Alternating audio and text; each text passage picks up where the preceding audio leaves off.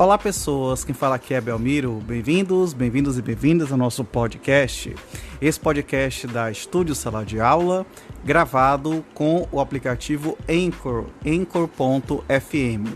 Então recomendo, se vocês quiserem acompanhar melhor nos podcasts, também produzir o seu próprio podcast, grave com o Anchor, em que você não tem que pagar nada e também não tem limite de armazenamento. Então, sem mais delongas, vamos então para o nosso episódio.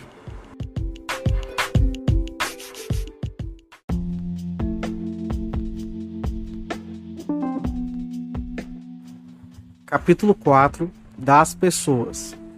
Artigo 217. O registro e a averbação poderão ser provocados por qualquer pessoa, incumbindo-lhe as despesas respectivas.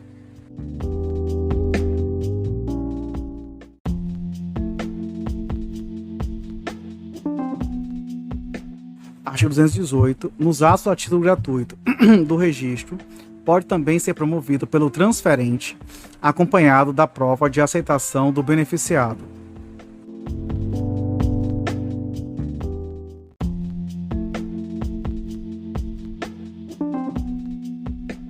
Artigo 219. O registro do penhor rural independe do consentimento do credor hipotecário.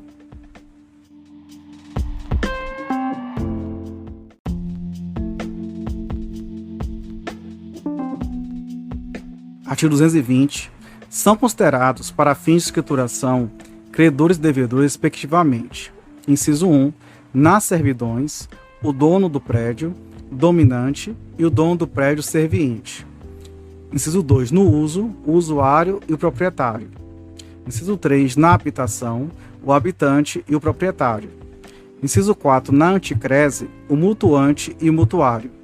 Inciso 5. No usufruto, o usufrutuário e no proprietário.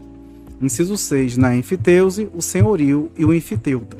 Inciso 7. Na constituição de renda, o beneficiário e o rendeiro censuário. Inciso 8. Na locação, o locatário e o locador. Inciso 9. Nas promessas de compra e venda, o promitente comprador e o promitente vendedor. Inciso 10. Nas penhoras e ações, o autor e o réu. Inciso 11. Nas cessões de direitos, o cessionário e o cedente. Inciso 12. Nas promessas de cessão de direitos, o promitente cessionário e o promitente cedente.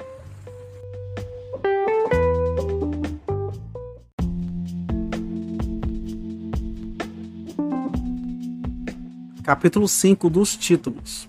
Artigo 221. Somente são admitidos o registro. Inciso 1. Escrituras públicas, inclusive as lavradas em consulados brasileiros. Inciso 2. Escritos particulares, autorizados em lei, assinados pelas partes e testemunhas, com as firmas reconhecidas, dispensado o reconhecimento quando se tratar de atos praticados por entidades vinculadas ao sistema financeiro de habitação. Inciso 3. Atos autênticos de países estrangeiros com força de instrumento público, legalizados e traduzidos na forma da lei e registrados no cartório de registro de títulos e documentos, assim como sentenças proferidas por oficiais por tribunais estrangeiros após a homologação pelo aqui está falando ainda Supremo Tribunal Federal. Inciso 4. Carta de sentença, formais de partilha e certidões e mandados extraídos de autos de processo. Inciso 5. Contratos ou termos administrativos assinados com a União, Estados, municípios ou Distrito Federal no âmbito do Programa de Regularização Fundiária e de Programas de Habitacional de Interesse Social, dispensar conhecimento de firma. Parágrafo 1º. Serão registrados os contratos e termos mencionados no inciso 5 do caput, assinados a rogo, com impressão datiloscópica do beneficiário, quando este for analfabeto ou não puder assinar, acompanhado da assinatura de duas testemunhas. Parágrafo 2º. Os contratos ou termos administrativos mencionados no inciso 5 do caput poderão ser celebrados constando apenas o nome e o número de documento oficial do beneficiário, podendo sua qualificação completa ser efetuada posteriormente, no momento do registro do termo ou contrato, mediante simples requerimento do interessado dirigido ao registro de imóveis. Parágrafo 3º.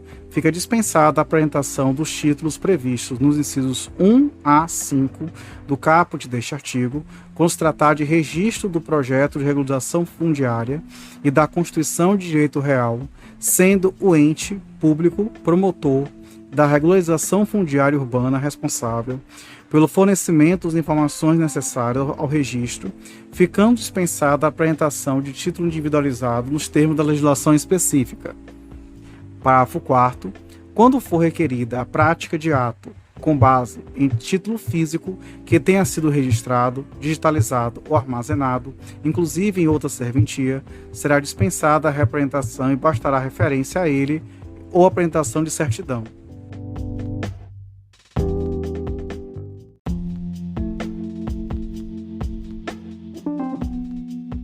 Artigo 222. Em todas as escrituras e em todos os atos relativos aos imóveis, bem como nas cartas de sentença e formais de partilha, o tabelião ou escrivão deve fazer referência à matrícula ou ao registro anterior, seu número e cartório.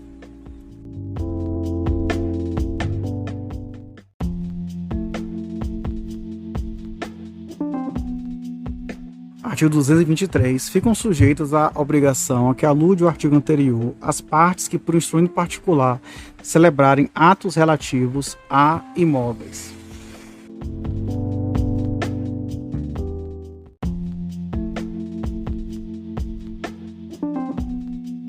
Artigo 224. Nas escrituras lavradas em decorrência de autorização judicial, serão mencionadas por certidão, em breve relatório com todas as minúcias que permitam identificá-los, com os respectivos alvarás.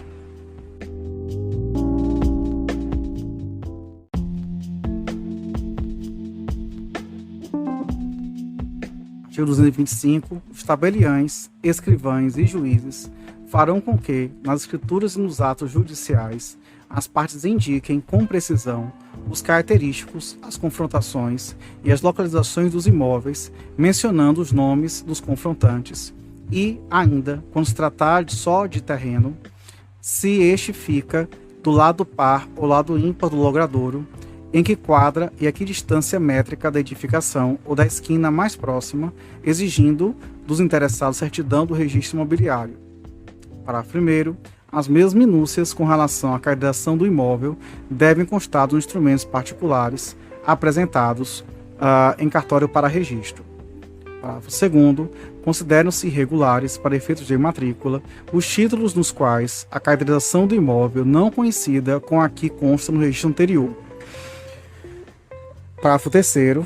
Nos atos judiciais que versem sobre imóveis rurais, a localização, os limites e as confrontações serão obtidos através de memorial descritivo assinado por profissional habilitado e com a devida anotação de responsabilidade técnica ART, contendo as coordenadas dos vértices definidores dos limites dos imóveis rurais, georreferenciadas ao sistema geodésico brasileiro e com precisão posicional a ser fixada pelo INCRA, garantida a isenção de custos financeiros aos proprietários de imóveis rurais, cuja somatória da área não exceda 4 módulos fiscais.